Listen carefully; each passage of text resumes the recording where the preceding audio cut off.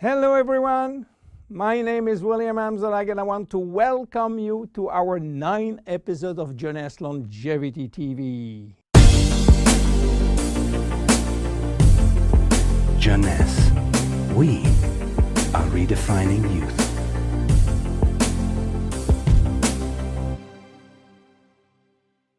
Obesity, or should I say globesity.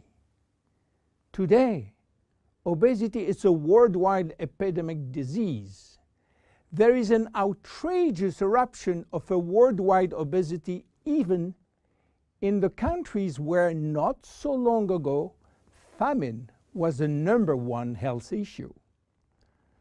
The fatness of the world is changing rapidly, and this is very disturbing because it's going out of proportion and nobody can get any control of this new epidemic. Many children become obese and then become obese adults. The diseases associated with obesity, such as heart disease, cancer, and especially diabetes, will explode. That will mean a lot of sick people all over the world. The cost in terms of death, diseases, and money spending is just astronomical. Think about today, there is in the world about 3 billion people overweight and 800 million real obese. The cost of obesity in the United States is about 150 billion per year, which is 10% of the total US medical cost. So what is the difference between overweight and obese? Overweight means that you gain only few kilos above standard, from 1 to 15 kilos for adults. Above this threshold, you're considered as obese. If you wish to get more detailed information, then you have to calculate your BMI, which means your body mass index, by using the following formula: your weight in kilo divided by your height in square meters. If your BMI shows score under 18.5 per square meter, it means that you need to gain weight. You are underweight. If it is between 18.5 and 25, you are in normal standard. Between 25 and 30, you are overweight, and above 30, you are qualified for obesity. Note that BMI is a standard tool which do not apply in extremes like very tall people or very small people, and also should be adapted to children. Why people become obese? It is very simple in theory, but become more complicated when we reach fat metabolism. We are gaining weight or fat when we eat more than we spend in terms of calorie, or when we spend less than we eat in terms of calorie. So how do we get energy? The body will get energy only from the food, knowing that 1 gram of carbohydrate will release 4 calories, same for proteins, but 1 gram of fat will release 9 calories. So all depend on how much you eat and what kind of food you eat. If the food is rich in fat or in protein or in sugars. Now, how do we spend energy? There are 3 ways to spend energy. The first one is what we call basal metabolism, which is the necessary energy required to get our body working and all our million of chemical reaction working and working properly. This requires approximately 1 calorie per kilo and per hour. So if you weigh 60 kilo, you will spend in 24 hours 60 multiplied by 24 equal 1,440 calories per day. And this is good news because you have no control on that. The second spending is the necessary energy to fight against heat or cold. And these depend on the environment and the way that you are protected against heat or cold. It is called thermogenesis. And again, you have little control on that. The third one is the energy required to move your body, and that is entirely up to you. This is to say that physical activity is the only controllable way to spend energy.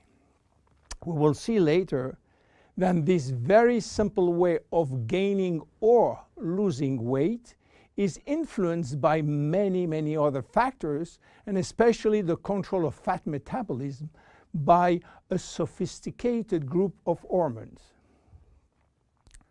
So why such epidemic? To understand, we have to go back 20,000 years ago. As surprising that it can be, our genes have not changed for the last 20,000 years. At this time, life for humans was quite difficult. In fact, life was based on food availability, and food was really available only during spring and summer. The rest of the time, no food, almost famine. Our genes has to adapt and to work in accordance with this alternance of abundance and famine, and they create a kind of energy storage. The fat cell was born. This cell has the capacity to store all kinds of energy derived from fat, from carbohydrates, and even proteins. It can increase 50-fold its size and retain energy in the form of triglycerides. Because of uncertainty of food availability, our genes were oriented toward the saving mode, which means that every time we eat, all the energy coming from the food was oriented in the storage facility. What happened 20,000 years later? Our genes are still oriented towards saving mode, but there is no more famine. On the contrary, the new society offers an extreme abundance of food rich in calories, and that all over the year. And guess what happened? Everything is going first in storage. And once in storage, it is very difficult to get out. You understand now why it is very difficult today not to gain weight or fat. But there is another factor. 20,000 years ago, in order to bring food at home, men were hunting, fishing, or climbing trees to get fruits. And that was a huge energy spending mode. Today, with a new technology created for lifting heavy items or escalator or elevator, we reduce drastically our energy spending. You understand now why it is so easy to gain weight or fat. What are the consequences of obesity in terms of health and longevity? To make a long story short, it is a disaster. Being and staying obese will lead to a long list of chronic diseases, including cardiovascular disease, diabetes, cancer, metabolic syndrome, and consequently a drastic shortening of life. That will not account for the uncomfortable physical, emotional, and mental consequences of being heavy for ourselves and for our relationship.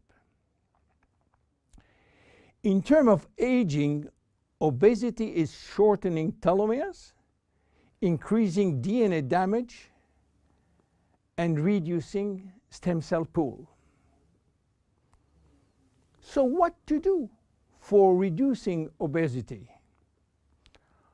Obviously, it is quite difficult considering the worldwide effort of the medical community with so small results.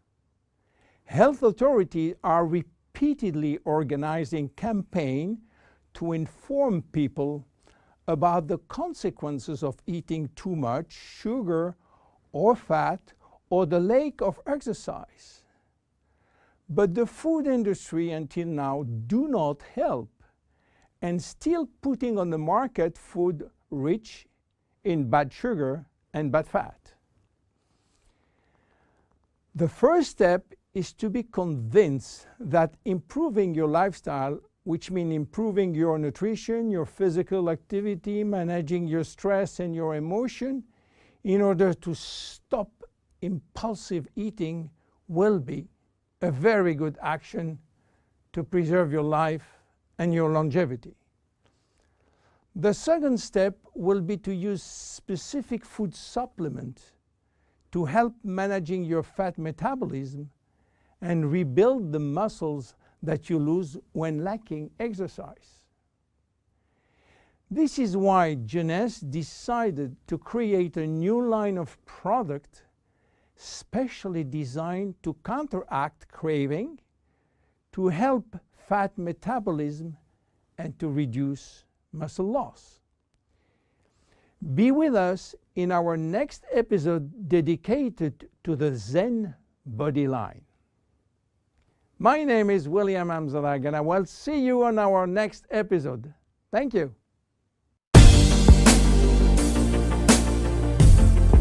Jeunesse. We are redefining youth.